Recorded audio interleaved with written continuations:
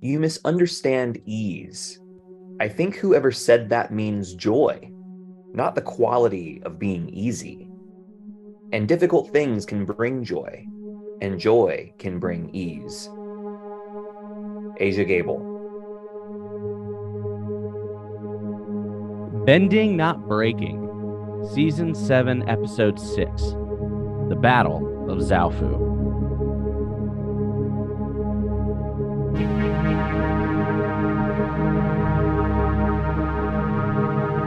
And welcome back to another episode of Bending Not Breaking. I'm Sunshine. And I'm Ben. And we are talking about the Battle of Zaofu, which is like kind of a battle. Like, it's certainly a battle, but like it's not like a battle. It's like a battle bots battle. You know, it's like you send out your champion. Yeah. Yeah. The Mountain and the Viper. Are you not entertained? Yes. It's a very different battle than the Game of Thrones one with Pedro Pascal. Yeah, that was just a little different than that. It's a little different. Animated PG version. Yeah, for sure. And we are talking about this episode. We are going to talk about this episode. You're right. I was getting to the point. I don't want to make this easy for you. I'm trying to ease into it. Oh, I see. We're talking about ease, the lens of ease. Because I'm easy like Sunday morning. Yeah, you know, all the things were easy in this one, so we were like, let's pick ease. Let's talk about ease. There's some things to chat about ease that I actually that pop up that in multiple forms, and so we'll talk about that. What is ease, Ben? You know, the quality of things being easy. Right? Hate that. The absence of difficulty. Yeah. Okay. Use the antonym to define it instead of the synonym. Okay. Correct. Well, you just used the word. Yeah, exactly. Ease is easy. Yeah. To make something less serious or severe. Yeah. To ease one's burdens. Or you know, to wade into something. Yeah.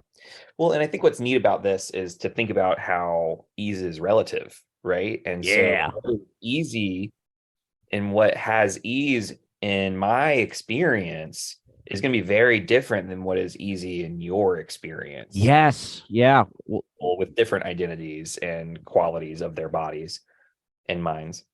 Yeah. Moments definitely pop up for that. So that'll be an interesting thing to talk about. But before we do that, I have to play my role in our bi-weekly journey of me giving a recap. Indeed.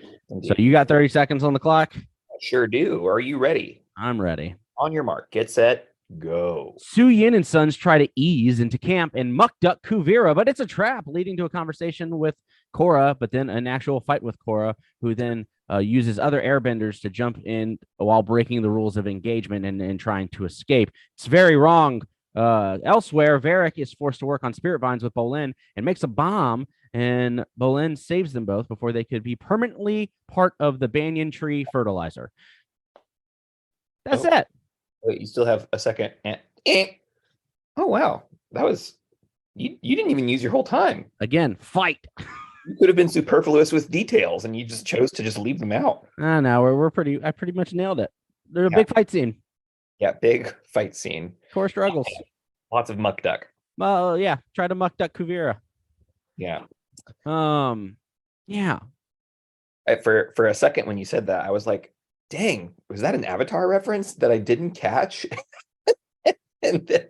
No, that was an Office reference. I know, but I had to, like, it took me 3 or 4 seconds while you were going. I was like, man, where did I miss that? And anyway, I digress. Yeah, that is one of my favorite jokes from The Office. Every time I rewatch it, is like, R is one of the most menacing sounding letters.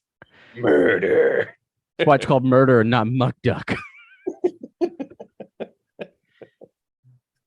Always makes me chuckle on the rewatch. Okay. Let's talk. So ease in this episode, it's very interesting. One of the things you talked about again is ease is relative, which immediately made me think of Bolin not knowing how to do the thing. Yeah. And the expectation that Bolin knows how to do the thing, because the thing is different every single time. Which there is. Which is so very honestly, this is probably the most likable I've ever seen Varric, even though it's still kind of incel energy of like, really Julie left me, suicide, which is a very like dark like route for an episode. And I think that yes, but that I think it would have been worse had that been in front of other people versus like in his lonesome, like thinking on it in a pensive way. Yeah. You know what I mean? Like, so it's like we got to see Varric in a different light in this episode. And anyway, continue. Well, and so bowl in, right? Not knowing how to do the thing, but it does occur to me because this is a very real feeling of like imposter syndrome that people typically have, like in work, is like I'm not good enough for this job. It's very easy for this other person to do this menial task, and it's very difficult for me. It means I'm bad. The reality is like, no, you just might not have the experience of doing that. Like there's so many tasks that come with like work. I think you and I were having conversations about this. Is like someone will be like, do you know how to use this online system? And it's like, I have zero experience in that. And they're like, and you're like, yeah, but like give me a day. Give me 8 hours of messing with it, and I'm pretty sure I can like do it better than half the people. Figure it out, right? Like it's and those are like you can teach someone to make a PDF, right? Like that's like those are easy.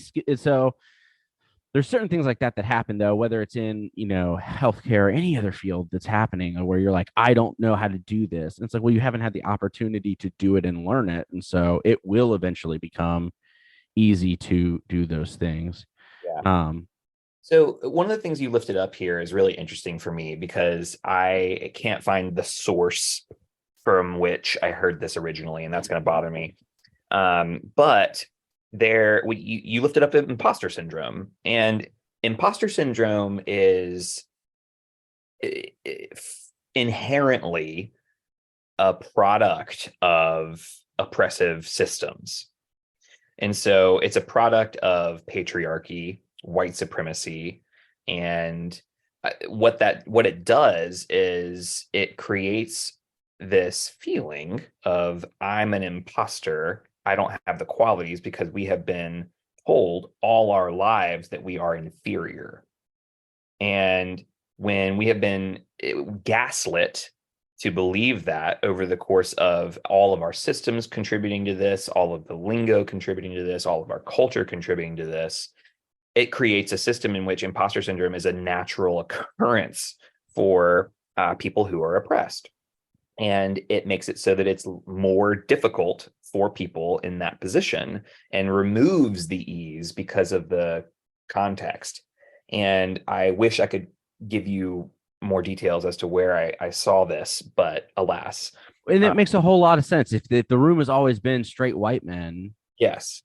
If you're outside of that norm, the question whether it is valid or not to yourself is, am I supposed to be here? Yeah. And we think that other people are experiencing that. Like we think other people are asking that question about us. When often what happens is, it's the same thing with like when a person who hasn't had a lot of money walks into a room with a lot of money, right? It's like, oh, I'm not supposed to be here. And so rather than it being, put on the individual, that is a product of the system and intentional. It is designed to exclude and make you not want to be in that space, right? And so it's kind of scary to think about. That's a really interesting way to put it, because the other thing that I've seen for imposter syndrome, this feeling of like, this isn't easy for me, so I'm not good at it. Yeah. Is a place, it comes from perfectionism, and shame is another argument that I've heard around. Like, yeah, because if you're holding yourself to this high standard of operating at 100% all the time, and that's what you need to do to be successful in your role, is to operate at 100% all of the time, then of course you're never going to feel like you're meeting that standard and that you shouldn't be there. And so that's another. And so, but again, the idea of like, no, you don't have to be the best. You just have to do your best, and your best might be operating at 60% on a given day, because that's just the amount of gas you got in your tank, right? Like, That's just where That's you are fine. that day, and that's fine. You're driving as far as you can go, and that might not be as far as you could drive yesterday, but like that's fine. And I think that that's a weird thing to train yourself to get back into. Well, and I think what helps us kind of bring this back to the episode too is to think about specifically there is the pressure from a culture and society to be perfect, right? And if you aren't, then you aren't good enough, right? And then there's the personal pressure one puts on oneself because of that external pressure that we have control over, at least a little bit. We can change and modify how we move into the world. And I think having those two separate things and being able to distinguish between them allows us to change the narrative for our personal structure. And so Kuvira, for instance, has a very strong personal narrative. Like she is confident, right? Like who in any history of the Avatar has been able to like go up and say, yeah, go into the Avatar state. I'm not worried, right? Like even Ozai Was a little bit like was nervous and right, and like the gall, the ease with which she walked into that conversation, right, is really interesting to me. And I think that comes with knowing that like what I'm doing is right. I'm good. I've won every battle since I started doing this. I like, you know what I mean? I think it has been built over time. And then comparing that to Korra, who has lost a lot recently. right? And walks into this battle and is walking despite the falls and feeling a little like, oh, I'm not good enough. I'm not good. And this is a harder battle for her, right? This is a very, like, despite the fact that they are both exceptionally good in combat settings, this seems like a mental battle more than it is a physical battle, right? Is that just it makes me think of there's sometimes we think we remove ourselves from the stimulus that caused us the pain, the trauma, the everything else, right? And so we're good. But the reality is there's still more healing that needs to take place. yep. So assuming that we pulled out the metal, what's going on? Yeah. Well, there's still healing that needs to take place that the core is still working with. And so I think it kind of gets to when we try stuff, I think there's a lot of times, so when I get here, it becomes easy, right? Yeah. When I get that promotion, it becomes easy. Like my relationships will get better. I won't have to work as hard with my significant other. We won't have to communicate as much. We won't have to like it's easy because this one thing changed in our lives. And the reality is like, no, we got to focus on all of those things that are going to contribute to our well-being growing forward. It's not just there's no one fix that makes life easy. And I like the way you said that too, because you pulled in, I think it was either Janora or Opal that said that. They said, the metal's gone. Why is this still a problem? And the expectation is, oh, we cured this. Korra is going to return to my understanding of her normal. Right. And what we learned from Addie during her episode was that when we are grappling with trauma and when we are in recovery and healing from trauma, we are not ever going to return to that normal that once was. That specific normal. Yeah, we are establishing and creating a new normal that we are learning to live with. And that's what's happening. And now we see that other people have to grapple with that too. And we realize that trauma is not just an individual experience, it is a communal experience. Yes. Right. And so the ease in our expectations of others is really important to check. Right. And so if we learn anything from that comment, it's for me not to judge another person's circumstance and to be really careful about what I expect other people to experience as easy. And so a lot of times we think of ease and difficulty on this spectrum of that's pretty straight, right? Like it's a pretty straight line. Like you're at a level 1, it's really difficult, or you're a level 10, it's really easy, right? And so, your normal fluctuates between those things. And the reality is it's more of a matrix, right? Like this thing might get easy, but then Yeah. because you've chosen to make this easy, this other thing gets harder. And that's just because we're complicated. And that's the same for Korra. Like I got the medal out. There's certain things I can do better, but there's still other things that are going to be difficult. Like fighting Kuvira, right? Like, we know that she's in a more joyous place. She's in a more peaceful place. She's done a lot of work, but like that doesn't mean that fighting is still the easiest thing for her now that she's coming back to. This is her first fight Really. since Yeah. being back. Since Fight Club that she was in and, lost to herself. Yeah, and that's still happening, right? Like it's not going to be again. So, one of the other things that pops up for me in this episode is using the idea of ease as a manipulation tactic, or as a almost as a bargaining chip, right? And what brought this up for me was Kuvira's all call over the speaker system. Yeah, Your exactly. life will be easy. Your life won't be touched. You will be good. But that's only if your leaders make the choice to come out and bow to me. If not, it's their fault, right? So like I want the easy choice. I want things to be easy for you. They're going to make it difficult because of their pride and not bowing down to me. Yeah.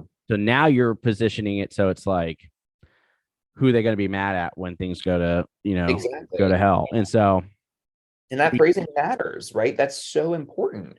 Well, and it's also one of those things where like it's bow to me right now or go to jail, right? When you present it as that's another way of framing that's it. an easy decision, right? Like That's okay. I guess I'm gonna bow down because I don't want to go to jail because I have to take care of my kids because I need to make money because I have a job, and if I don't make that money, I'm not going to be able to feed myself. I like there are so many contributing factors as to why that is a problematic exchange of it's easy. You just do it or go to jail. Even when going to jail may be the right thing, some people can't make that choice because of the circumstances that puts that person in. And so this is a common experience in protest culture in the United States too, to think about, right? Like, sure, protesting is the right thing to do for, X white person in response to the murder of Black people via police, right? And so when that's happening and there are a bunch of protests happening in the streets, it's like, oh, I guess I could go out, or it's a lot easier for me to just go to work like normal. It's a lot easier for me to do what my family expects of me and to do X, Y, and Z versus to do what is right. Right. And so there's this similar process that happens when people of privilege and means are put in a situation where they have to decide between maintaining the status quo or changing it for the better and for what they think is right. And oftentimes people will choose comfort. And I think that what we're being challenged to do, especially in this scene specifically, is we're seeing how important it is and how hard it is to get out of our comfort zone and to do what is right and to stand up against tyranny.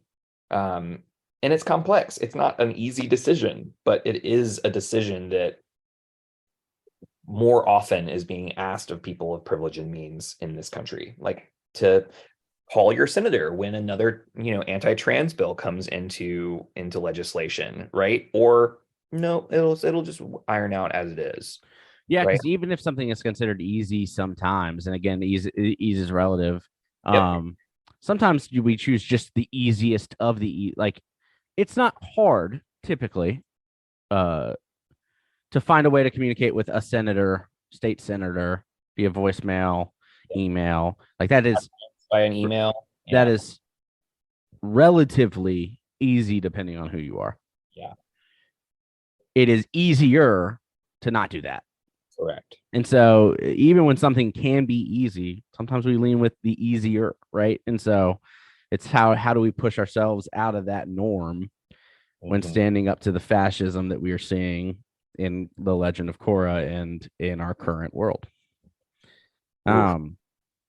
Because we're seeing a good amount of it, right? So Yeah, we are. You know what this conversation is reminding me of that is I digress a little bit, but I think it's an interesting point. When I was in middle school, I was in honors classes, yeah, and you're very smart. yeah, no big deal or anything. But like I was in honors classes, and for some reason, when I moved to the eighth grade, I was put in a non-honors class. And I was in it for about a week before getting switched out into an honors class. And it was harder in the non-honors class than it was in the honors class for that week. And and it's like there was more work. There was like more like daily assignments. There were more like what's busy work, things that were keeping us busy rather than actually teaching and then having critical analysis. And I found, the critical analysis to be easy, but the busy work to just be like so annoying and frustrating. Like, why am I doing this? Why is this Yeah. important? And that took away from the ease, despite those assignments being literally easy. And I'm thinking about how that's often true when you look at the difference between what is easy and who it is easy for, right? And I think that we kind of see that in this episode, in how, again, the system, like one classroom that is designed a specific way, may not be easy for certain students, right? And it may be easier to be in a different setting, in a different classroom. But because of the grades they have earned in the difficult setting, right, they are continuing to have to stay in that difficult setting rather than being able to escalate and go into a quote honors classroom, right? And I think that it's an inherent flaw in the system and how we educate, right? And there's a lot of problems with the education system. Let's talk to Paulo Freire for a second and go to the pedagogy of the oppressed. But I just am reminded of that in this conversation for some reason. And I think that's really kind of pulling me in to thinking about how literally the environment makes a huge difference as well. Ease is a privilege. Yeah. Yeah. Ease is, and what your story reminds me of is literally getting out of poverty in the in American Being in capitalistic system, full-time right? job. Like, um, if you're poor, commuting to a new job for higher pay, very difficult. Mhm. The bills and the interest on bills because you can't pay them, and so they get deeper and deeper, you know, hits harder. The lack of cash flow in certain situations because you're consistently paying out for bills and foods, just creating more and more excess, and then the stress that comes with that, or the need to work two jobs, and because of that, then you struggle to help with educational pieces, and so the cycle continues, and it's tougher and tougher to get out of that, right? And so um or for and anyone else, hey, you've got a $300 you know service fee on your car that you got to pay. Oh, cool. Yeah, easy. Yeah. Right, I don't have to worry about that. It's paid off. Great, cool, bum, done. Right. And that level of ease really is relative, but it's just the idea around, like, who are we making it easy for, and why? Yeah. um Well, and that's, again, if we go back to Kuvira, how is she making things easy? And how is she using that ease to her advantage? Right. And yeah, so because you got a lot of people inside the Earth Kingdom right now that would tell you their life is not easy with Kuvira. yeah. Right. But when you're faced with a binary choice of like this easy choice or a lifetime of oppression until somebody deposes me. Join my military or go to prison. Yeah. Yeah. And then, of course, in that sense, then if you're already living a struggling life, something like military might be like, I've got clothes, I've got food. Exactly. Like, this is the easy choice. Yep. I'm on the side of fascism right now because it's keeping food in my mouth. It is not always that easy to judge the people who make the easy choice. Yeah. So that is worth noting. Um, Um, yeah. What you got? What else? so I want to we briefly talked about Bolin and Varric, but I want to go back. Let's do it. And That's where I so was gonna go. talking about, I want to talk about Julie for a second, specifically. So this relationship between Varric and Julie, which we don't see in this episode, but is like context for the episode, is that Julie makes it easy for Varric, right? And Varric says, do the thing gets done. There's an element of connection between them in which she understands his mind in a way that she like knows what he's talking about. And I was thinking about partnership because we, spoiler alert, know where this is headed in terms of their relationship. And I'm curious about the nature of partnership and ease in partnership and what partners do for one another. And um, is it inherent upon being in relationship with another person that they make it easier for the other? Does that make sense as a question? Like, is that a requirement for a positive relationship? Is that Yeah, I'm wondering, like, and I can think of other relationships in which, if we go to Katara and Aang, right? They are constantly helping each other and easing the burden of one another. I think that easing the burden on your partner is a pretty common thing that we could probably observe in a lot of partnership. And so I'm just curious what your thoughts are on this. so? At first, I would say similar to my thought earlier, where it's not a linear spectrum; that it's more of Yeah. a matrix. I think the answer then falls into yes and right, because there are things that are easy, or that are helpful, or there are things that like can certainly benefit partners, and I think that's community. I think that Yeah. we're talking about the positive nature of communities, of being able to lift each other up, and I think of partnerships as just like that's a small community. You and your significant other, or partner, or roommate, or best friend, or however you want to look at it.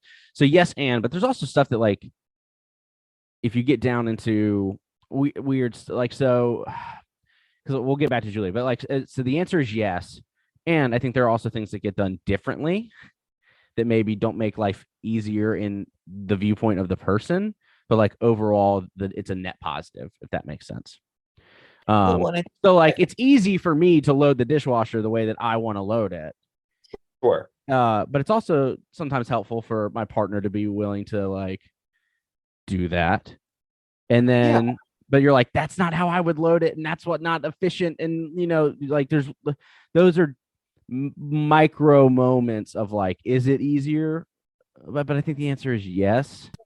Well, and I think what it does is it creates negotiation and compromise around what you do can make my life easier. I'd appreciate it if you did it this way. And you're like, well, this makes my life harder. Is it worth my life being harder in this area to make it easier for you? Right. In Correct. that, and there's this constant negotiation of what's, and I think that it theoretically can always be filtered through the are our lives easier because we are in relationship with one another Correct. versus this one little detail It of might be a little bit harder. it, It's like, like doing that for you is not going to be helpful. And I want to do that for you, but that is worse for me in a not okay way, right. right? And And so then there are certain things that I think they're compromised. So if we're talking about relationships, right? There's agreements that come down. Let's talk about you and I living together, right? sure. Because we were roommates and they were roommates. Um, there are certain things that you were willing to take on completely. Um, that might have been more difficult, but like you were willing to take that on as like, I agree and consent that like I'm gonna be the one that does the lawn, right? Like Yep. that's going to be my project. I'm going to take it, and then hopefully your partner is picking something else maybe that is equivalent. But if everyone's consenting and okay with that, even if there isn't an equivalent quote unquote like exchange, Mhm. if everyone's on board with that level of negotiation and consenting to that and feels good about that, then like it doesn't have to be equivalent. It just needs to be something that everyone is willing to do. Yep. Currently, I'm in the process of trying to buy a home with my wife. My wife. my wife, and her limit and threshold for commuting to work is way lower than mine is. And so, like, cool. So, like, I'm willing to move to a house that may be a 30 to 45-minute drive because she is not able to do a drive that is 20 minutes. That will wreck her day. Where like I'm like, I got podcast and music and like I can drive for an hour. That's just my personality. And Yep. so like you could look at that on paper and say, that's not equivalent. That's not fair. Um, that's harder for him, but that's something that I'm feel good about and consenting to. And I think that's where the one thing with Julie and Varric, as we kind of know about their lives, is there's a part of me that goes, this is a problematic relationship that feels very abusive majority of the time. And this is not to be said that people cannot consent, but it is either coerced consent, which is not consent, or Yep. uninformed consent, which is not consent. That then makes that difficult. That like there are moments between Julie and Varric where I go, is that uninformed consent or is that coerced consent? Mm-hmm. But there are also times where I'm like, is Julie just cool with doing that thing? Julie's just a lot smarter than Like, like and it, so are there things that we just don't navigate this like to Julie? and No, I'm consenting with right mind and sound mind that like, yeah, I'm cool with doing that thing. and also like it is not my place to judge their relationship, right? If that's what she likes and that's what the role that she enjoys playing, if that is the if that is the nature of their relationship, then who am I to judge, right? And I think that that's Yeah. something that's If important to they're not harming others, exactly. right? Like, If they're not harming each other, right? Like yeah, you correct. know what I mean? Like, and I think that there are so many things that I don't understand. Like I saw a TikTok recently where there is a and this is not a judgment. This is I was genuinely like shocked because I had never heard of this before. But there is a form of like financial dom. So like in the dom sub relationships in the kink world, there Yeah. is financial dom who like just like it'll exchanges relationship for money Yeah. and I had like I was fascinated, so I just went through and just like dove into the The whole rabbit hole. yeah, I dug into the rabbit hole just to learn more because it was just like this is fascinating to me, and like there was a lot of me who was like that just is I'm really uncomfortable with that, but also like that's not my place to judge, right? That's how they want to spend their money. That is awesome, great, use it. That is your money to spend. That is your relationship to have. If that's what makes you feel better and what makes you feel whole, then great, go for it. So anyway, I think that that's just an interesting thing to consider when we judge relationships that we probably don't have all the information. In fact, we know we don't have all the information about how this relationship works, and what we see might be problematic, but problematic to who and why and how. And I think that's just something to think about because Yeah, like I wouldn't want my relationship to be Julie and Varric's relationship. That would not work for me. Right. And so yeah, to get back to your initial question of like, what is the role in partnerships and community to ease the suffering of others, right? It depends. I think is the answer. Ease is relative because I need to cook for my neighbor because they just had a surgery and they need food. That's making my life harder yep, by making their life easier. yep. But sometimes we make that because it, it benefits the community. Mhm. Um, and so yeah. Now if I was having to do that every night for a year, we'd have to set some boundaries because Yeah. you're like, Well, it reminds me of Gottman, and they're the like leading people on marriage and identifying like healthy partnership. marriage. Yeah. And one of the things that they talk about is when you start scorekeeping, it's problematic. And Yeah. when I think about like, oh, easier for you, but harder for me, but this is easy. When you start to keep score in regards to that, that is a sign that your relationship is not doing too hot. And so I'm reminded of that in this conversation too, where that can, if you notice that there's a building resentment of like, I do so much more. Well, let's unpack that. let's more regarding what, and what are we not observing that the other person might be doing that we're missing out on, and how do we appreciate that?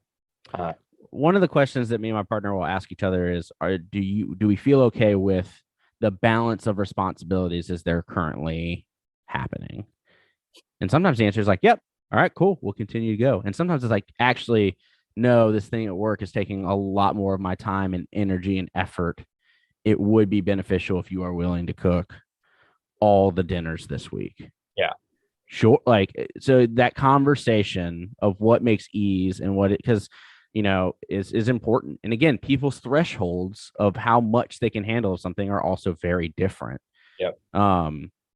It takes a lot, this, to bother me when it comes to like responsibilities. Like, just most of the time, like stuff that just might bother someone quicker, like, hey, there's a plate in the dish, you mind taking it? Yeah, cool, I'll put it in the dishwasher.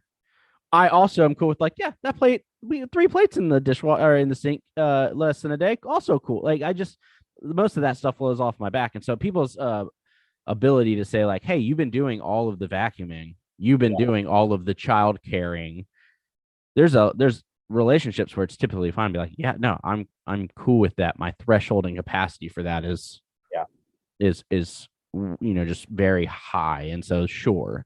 And so it's just relative to every relationship and every person. And that also changes, right? We have to communicate with others in community to understand like, hey, you've been doing this for 3 months. How is this going? Oh, it's harder than I thought it was. We should reevaluate our initial agreement, right? So things change. Yeah. And I think that's important to understand. It's just everything changes.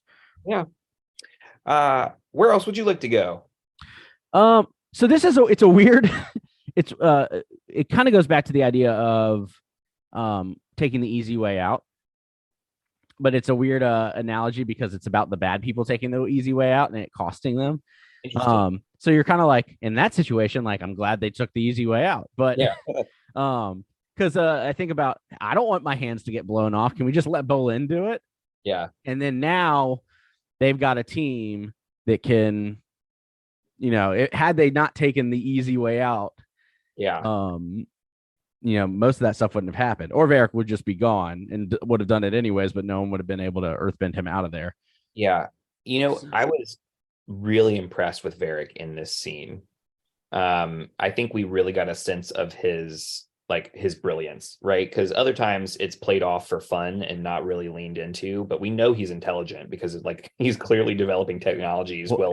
And I love that he is getting under the skin of Junior throughout this entire episode. And I think it's incredibly intentional. I think they're so dumb. Wolf bats don't make nests. You got me there, Mr. Science. Those little moments are like him just calling Junior out and being like, you're not a scientist. You're not good at this stuff. He reads him like a book. Yeah. And it's brilliant because he plays to everyone's fears. And as soon as one thing doesn't go, he's planned ahead and has like, nope, I've got the switch too. And like, he has really leaned into this idea of planning. Just like, it seems like that comes super easy to him to be able to work on the fly and under duress. And that is not easy to me for sure. But I was just so impressed with Varric. No, and I think we talked a little bit about it earlier, about the relativeness of ease and how we show up with imposter syndrome.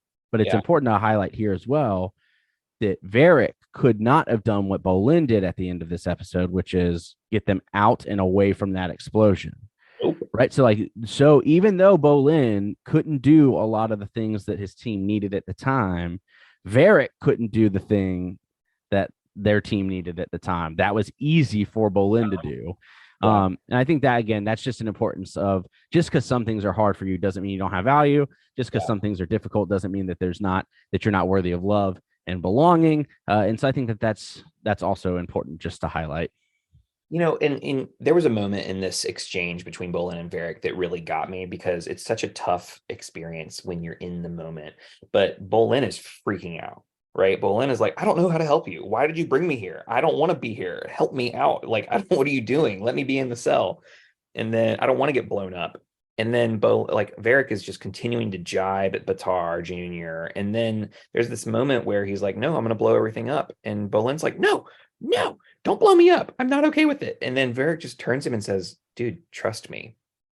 And it is so hard to in that moment, even when with people you have a loving, incredible relationship with, when things are going wrong, to be like, oh, okay, I'll just trust you. Like when the trust me was like, no, we're going out. It was a good run. And yeah, I love the Bolin's like, I'm still running. Like, yeah. And it's just those subtle like trust me's, which happen a lot, I feel like, especially for in good and for bad. stories like these, for good and bad, are really hard to discern between. And that's like talk about the ease, right? If reading people is not your strength, then you're going to suffer in those moments. But yeah, I was really thrown by that. It was really interesting. Can we talk about something like trivial for a second? Yeah. The scene in which Milo and Iki are painting, and Hilarious. it's so funny, right? But it's like one of those things of the ease with which they paint and the judgment around art is really interesting for me, because Milo paints this like masterpiece with technical precision, right? And I forget his name, comes up to him and says, "Ugh, you're you're not painting with heart. This isn't art, right?" And Yeah. versus Iki's, who is like, crayon drawings of Right. like that are, and it's just like super not technical. And he's like, oh, masterful. I really see everything that's coming from within you. And it's really interesting to me to think about how when you ask artists, sometimes they'll say similar things of like, it's not the technical precision that makes you an artist, it's other things that are somewhat more intangible. And like one, the judgment around like who gets to deem what is art, but also the ease of like communicating and displaying something that's on your in your emotional well-being and in your person versus technical precision on a page and talent. Does that make sense as like a distinction? So much sense. Because and I think it's important because it goes back to the way that we see ourselves, especially. And I keep going back to like, if I'm not good at this thing, I'm not worthy to do it.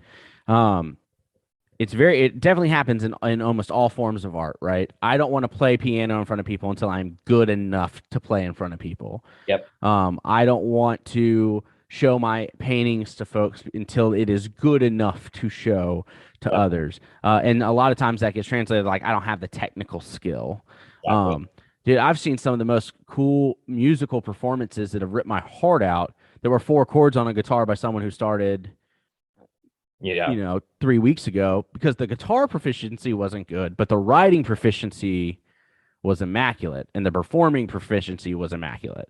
Yeah. And so I think there's certain aspects of things that even in our own work, I don't want to have that customer service conversation. I don't want to have that conversation with my boss because I can't have it perfectly.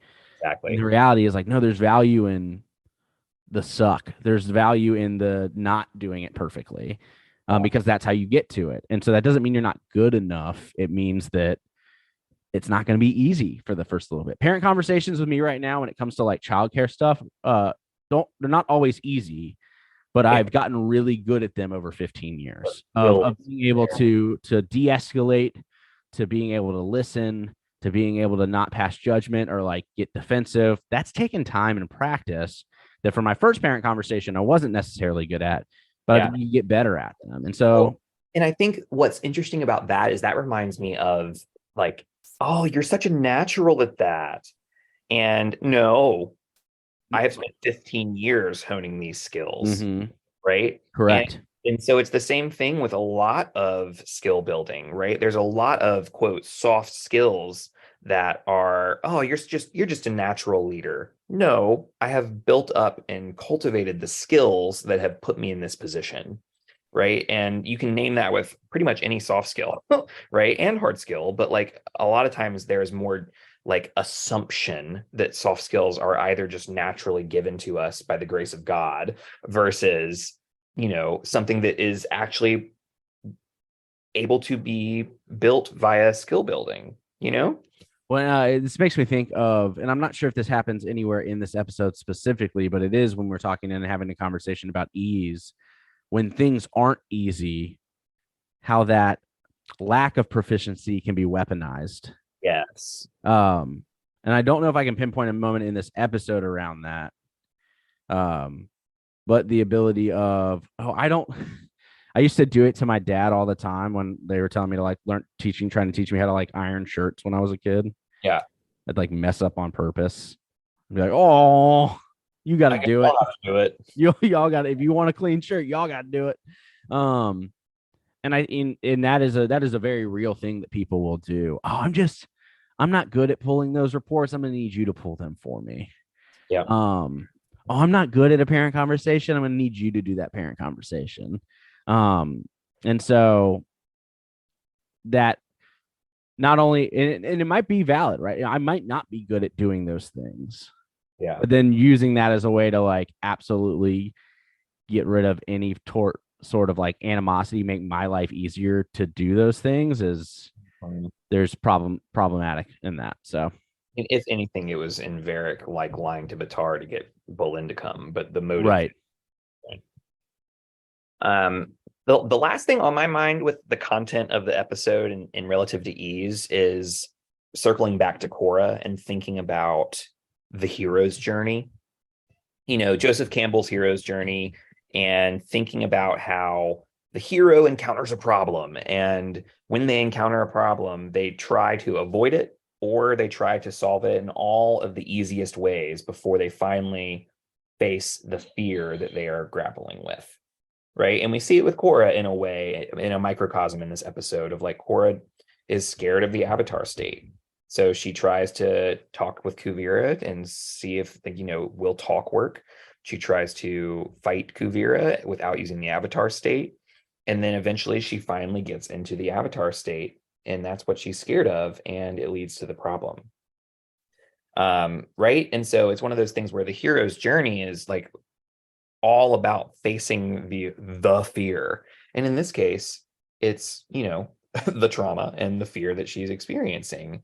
And it's one of those things where it's interesting to me that, we see over the course of this episode that kind of take place. And the goal, according to Joseph Campbell, is to face your fear rather than to avoid it, right? Is a part of being what it means to be a hero.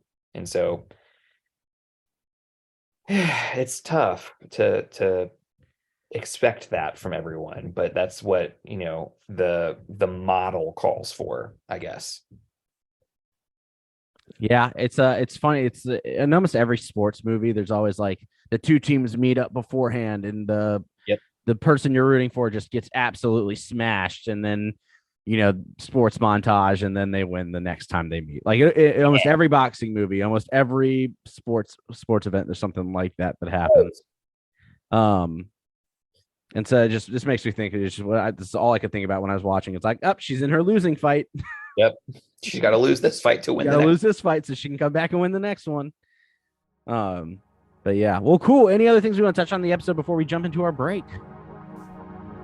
I mean, there are more, but we don't know. We can't always touch on everything. Well, we'll be right back after this short little musical interlude.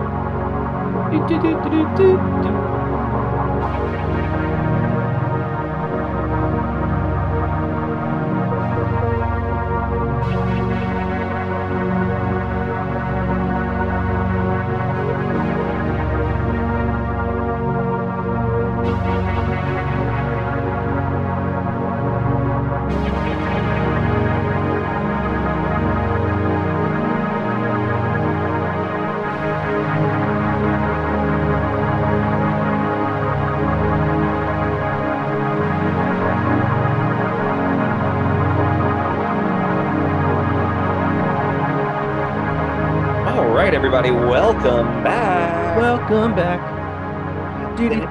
Our dancing break. Do dancing queen. Woo. Our producer likes to throw on like really like non-danceable music during a musical interlude. So Yeah. It's like lo-fi. like very lo-fi, like ambient. But Yeah. hey, here we are. Yeah. So Twee and Law, what is pushing us and pulling us into and away from this episode? Yeah, I this is an episode that's really interesting for me. I was like, I don't know if you had asked me before watching in this lens if I would have answered this way, but I was really pulled in by Varric in this episode. I Agreed. mentioned He's mine. like I was really I don't know, there was so much more nuance to his character that was introduced to us in this scene where previously he's like just been comic relief and comedy is problematic for me a lot of the time but like there was so much more depth to his character and I was really pulled in by that in this episode. There is something that is, for whatever reason, it is fun to see when people are really competent at given skills.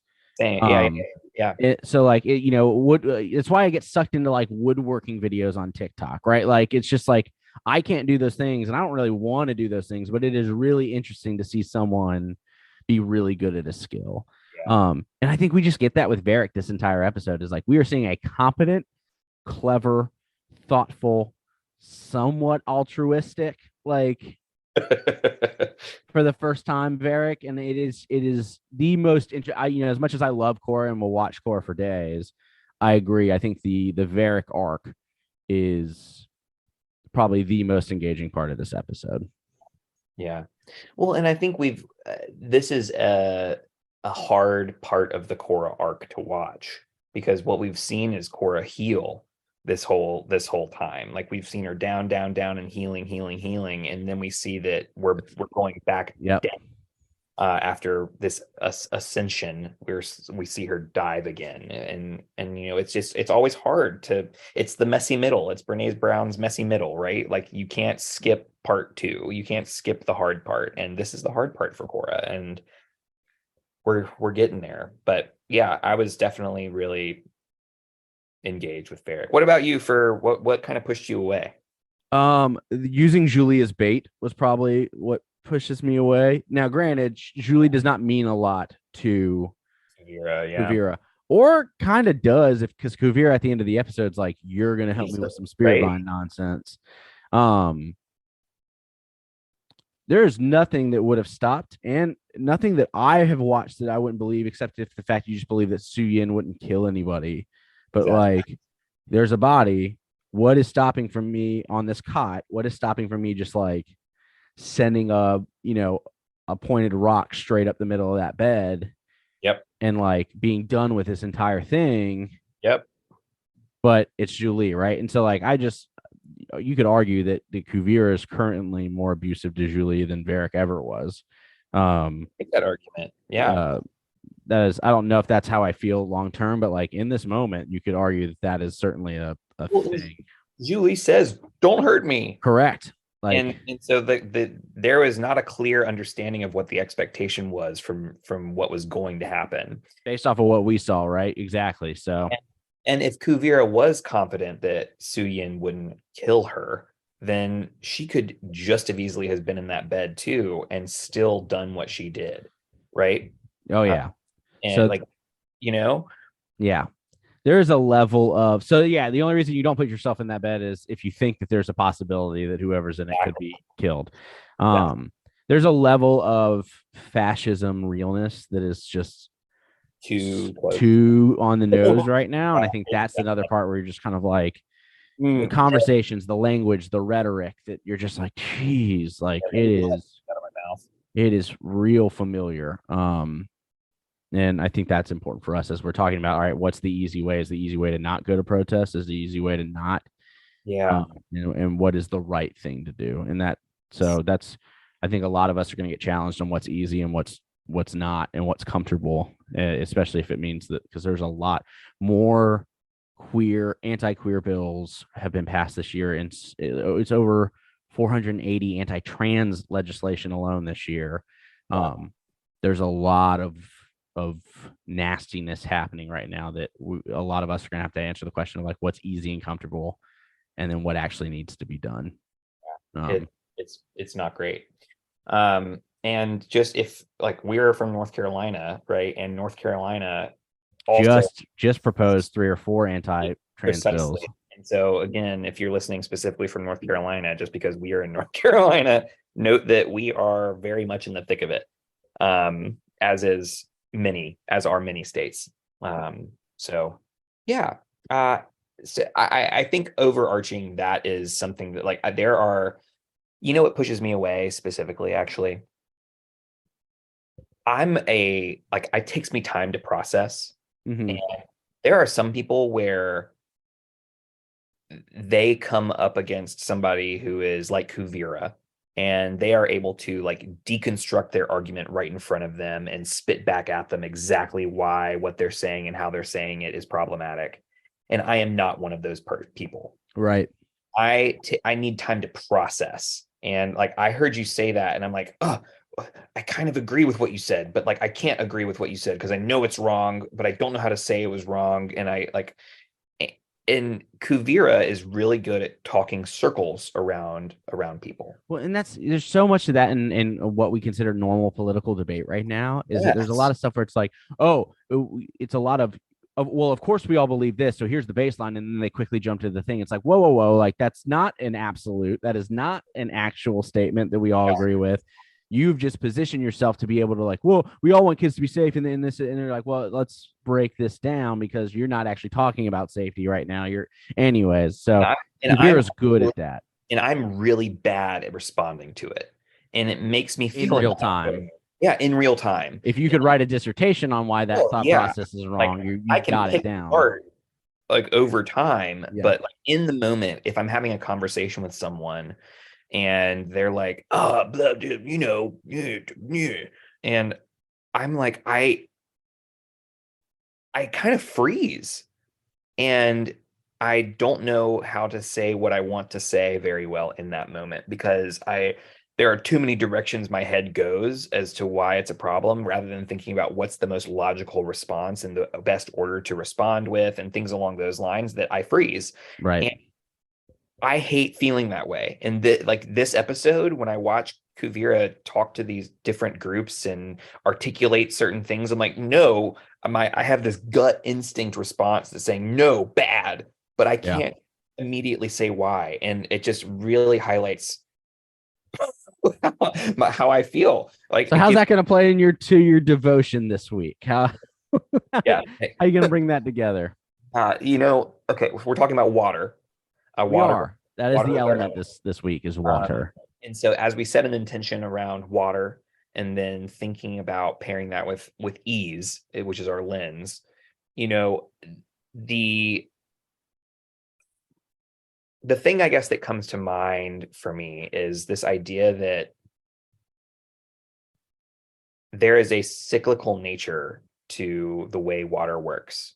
There is the water cycle, which we learn from like as early as kindergarten maybe. Mm-hmm. But the water cycle has a natural order in which it expands and contracts and turns into steam and like evaporates and does all these things. And I'm thinking about how just because it is naturally going to flow that way doesn't mean we can't manipulate that cycle in order to make things easier for us. And I think about like we need drinking water, right? And so how do we take advantage of certain parts and pieces of that cycle to make it so that we get more drinking water faster? And the reason I lift that up in thinking about ease is we can't sacrifice the water cycle at its core. We can't like not use the whole cycle in order to make things easier for me personally. Right. Things will naturally need to, if we stop evaporation from ever happening and use water, then we're going to lose rain, and that's not good. And we need all of those things for balance, and that's what this show is about. And so I think about it in that I need to pay attention to the parts of this cycle that are easy for me, And I need to then pay attention to things that are difficult and see why and how I've been avoiding them. And so I need to kind of realize that, I am really bad at precipitation, figuratively speaking. And Yeah. so what is that part of the cycle for me that I really need to analyze and recognize that I need to work on? Not and that is not to say that we need to be good at everything, but we can strive to be better, right? And so I guess I'm going to look at what that looks like for me in terms of social justice issues, because that's where I'm at right now. Is I want to pay attention to the things that I'm good at, and there are things that I'm good at, and I want to recognize and honor those strengths, but also be like, I haven't done this and I haven't done it for a while, and I want to make sure I do. So that's what I'm thinking about. I really loved our questioning and conversation around the role that we play in easing the community we live in, while also acknowledging how that ebbs and flows inside of what makes it harder and for us. And so where's that balance of like positive amount of help without overburdening myself, right? And so what do I actually have the capacity to do to be helpful to others? Yeah. And so I think that that's just as those needs ebb and flow, because those things aren't static. It's rehaving that conversation with the people in my community to say, hey, where are we at right now? Let's gauge the flow right now. Where are we at? And I think that's an important thing to do regularly. And so I'm going to start trying to implement that into conversations with people in my community when it comes to capacity for different things that are going to be beneficial. So Yeah, we just had one of those conversations in our house last week where we were deciding like, oh, it feels like I've been, this one thing that I've been doing has felt out of balance and I would like more help from you. And that's been hard. I'm like, okay, well, let's literally what you said, let's have that conversation and add this question at the end of when we plan this and say, does this feel balanced? Yeah. So I was that's okay. yeah. And I think it's super helpful because a lot of time resentment gets built up and then that turns into assuming the worst, and the stories we tell ourselves to get really bad. And it's sometimes just easier. Sometimes it is, though it doesn't feel that way, it is actually easier to take the time on the front end to just have the conversation. There it is. When like when it actually it doesn't feel like it's going to be easy, but Yep. in the long run, it is the actual easier option than dealing with all the repercussions later on. Give us the full quote. We need it. It's easier to take the proper amount of time on the front end and then having the unreasonable amount of time on the back end. That's right. It will cost an unreasonable amount of time if you don't take the initiative to have the tough conversation early. That's right. Gratitude. We got to wrap this episode up. Gratitude. Who you grateful for in 30 seconds? Y'all, I am grateful for Batar Senior. Yeah. The artists did an incredible job just like painting like this solemn, like I really just loved this scene where he was standing up and Batar Jr. comes down and yells at his dad, and he's like, and it's just like he didn't get mad, he didn't get angry, he's just like, he pulled the "I'm disappointed" line, right? But it was one of those where it was like, I just really admire that he was willing to lead in that moment and to stand up. And I know that he has a lot of privilege and the capacity to be able to do that, but even so, that was not an easy thing to do. And I'm grateful that he chose the hard thing to do, right? Integrity is choosing what is right over what is fun, fast, or easy. That's right. I just appreciate his integrity in that moment. Absolutely. How about you? I'm going with Opal. I love Opal. Yeah, we always do. But there's in this episode there is a willingness to do the not easy thing, because she knows what's right. And even though there's maybe some things that she doesn't do perfectly, I will take that initiative and agency over complacency any day of the week. And so all of the gratitude for Opal. I'm here for it. Opal's a winner. It's been a great episode, at least in my opinion. Y'all can check us out on all of them interwebs things, BNB_pod. That is short for bending, not breaking, _pod. That is the Twitter, the Instagram, the TikTok. Find us there. Go check those things out. We're still doing live episodes as well every month. And so you can go check us out on Patreon, BNB_pod there as well. I'm Sunshine Mayfield. I am Ben Pruitt. And we are bending, not breaking. Thank you for listening.